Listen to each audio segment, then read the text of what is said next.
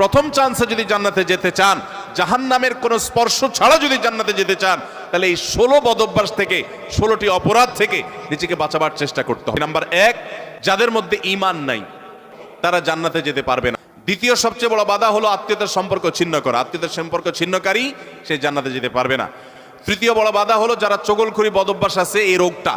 চতুর্থ, প্রতিবেশীকে কষ্ট দেওয়ার রোগ যাদের আছে। 5 নম্বর হলো অহংকার। 6 নম্বর হলো প্রতারণা করা, মানুষের সাথে মানুষকে ধোঁকা দেওয়া। 7 নম্বর হলো দান করার পর খোঁটা দেওয়া। 8 নম্বর হলো কৃপণতা। 9 নম্বর হলো ঘুষ দেওয়া নেওয়া। 10 নম্বর হলো মা বাবার নাফরমানি করা, মা বাবার অবাধ্য হওয়া, মা বাবার অসম্মান করা। 11 নম্বর হলো মাদক আসক্ত হওয়া।